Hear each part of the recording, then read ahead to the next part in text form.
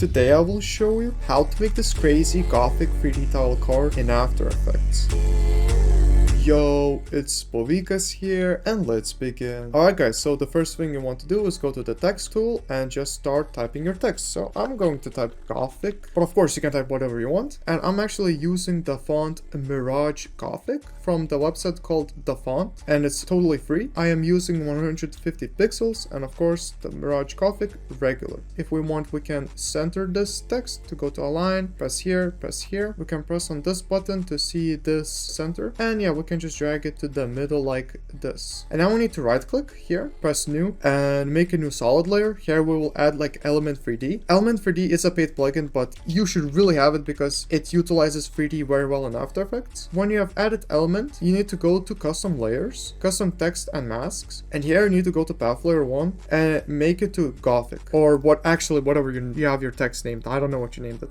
You don't need to have it Gothic, by the way. Here you can say whatever you want. And now we can go to scene setup. In scene setup, you need to go to extrude and you will start to see your text. So it already looks pretty cool, but we're gonna do a lot of adjustments here. So first we can go to presets, physical, and I have this preset called Chrome Weird. Now you might actually not have this preset. I don't really remember if I made it or if it was already here. So how to actually make this preset is you need to go to Chrome and just drop it on your Gothic text. And now you need to go to extrusion model, press on Chrome, and here you need to scroll down to textures and choose environment, and here press load texture. This will pop up here, and here you need to go to materials, environment, V1 environment, and here you want to choose warehouse or whatever you want, but I like warehouse, and press OK. And now we have this crazy text already, but we can go back to extrusion model, and here I like to make the bevel scale to 3.5 and the path expand to -3. It looks kind of rich, I don't know how to say it. And we've basically done everything, and now we can press OK. By the way, you can always like rename this, so like you can rename it to Goth if you want. So I'm just gonna keep it as Gothic, and now we can turn off this so we only see the 3D layer. And here I'm gonna just select on motion blur, so we will have motion blur when we animate it. And now we can just do a lot of adjustments basically. Let's go to group 1 actually, particle look, and here at the start I'll make the particle size like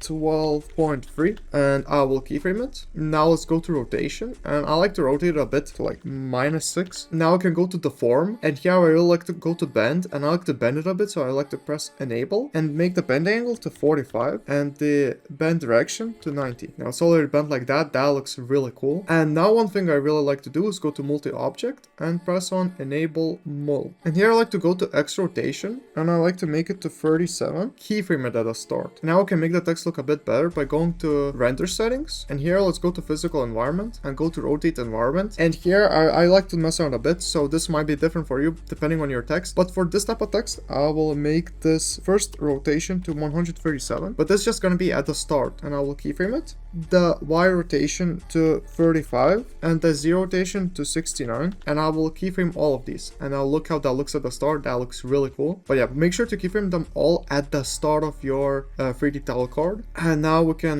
drop down to shadows, and here I like to press enable, and I like to make the shadow mode to ray traced and the RT shadow mode to 8. Now let's go to ambient occlusion, and here let's press enable AO, and here I like to make the SSAO intensity 20. We're basically just making the text look like higher quality, you know. Alright, and that's it for making the text look a bit cooler. And now we can animate it.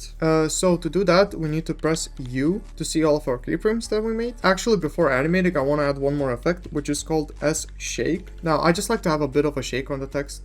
Press on motion blur, so we get a bit of motion blur. And let's go to amplitude and make it to 0.02. Just want to have that little bit of shake that you saw in the intro. And now we can go like almost 1 second later, or I don't know for what it will be for you. And here I'm going to make the particle, this is basically size, the top one, to 14.34, and this rotation to 26.9. So that's starting to look nice. Here we can select both these keyframes, press F9, and go to the graph editor of the top one. And here we can make it like this type of graph, so like scales up like this. Now let's go out of the graph editor and let's go to this graph editor, and here let's also make it like this. So yeah, we want to have it like basically rotate kind of fast like that. That is looking really nice. All right, and now we can go to the last frame. For me it's going to be 2 seconds, but for you it can be whatever second you want. And here we can make the particle size, I guess this was called 43.9, and that is actually looking very huge.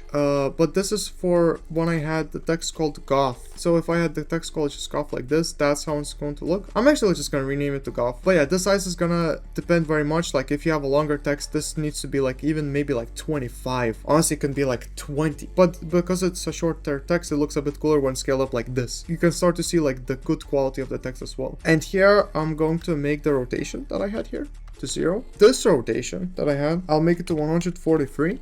This one to 0. And the last one I'll just keep to 69. But now we can't forget, we need to go to the graph editor of the size. And here I'm going to make it like this. You need to drag it up like that. And this one like this. And now go to this graph editor. And here you need to make it a bit like this. And the text will start to look like that. That is a crazy text right there. And this is how to look.